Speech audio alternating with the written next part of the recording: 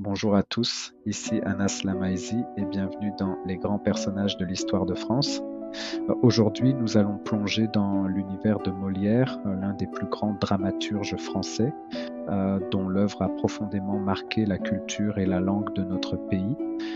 Molière, de son vrai nom Jean-Baptiste Poquelin, est né à Paris en 1622. À une époque où le théâtre était surtout un divertissement de cour, il décida de se consacrer entièrement à l'art dramatique, au risque de s'attirer quelques ennuis. Son ambition, c'est faire rire le public tout en dénonçant les travers de la société. Son ascension commence réellement quand il fonde l'illustre théâtre, puis rejoint la troupe de Monsieur, frère du roi. Soutenu par Louis XIV lui-même, Molière créa des comédies devenues légendaires comme le Tartuffe, le Misanthrope ou les Femmes savantes. À travers ses personnages, il critiquait subtilement l'hypocrisie, la prétention et l'ignorance, tout en amusant la cour et la ville. Ce qui rend Molière unique, c'est sa capacité à parler à tous, nobles, bourgeois ou gens du peuple, chacun se reconnaissait dans ses pièces.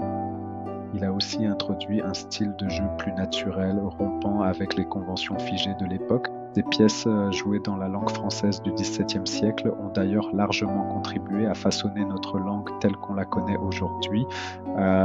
L'héritage de Molière est immense. Ses œuvres sont toujours jouées, étudiées et appréciées dans le monde entier. Il a su montrer que l'humour peut être une arme redoutable pour dénoncer les défauts humains et inciter chacun à réfléchir sur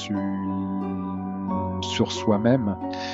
Son influence se retrouve non seulement dans le théâtre moderne, mais aussi dans la comédie au cinéma, à la télévision et même sur Internet. En conclusion,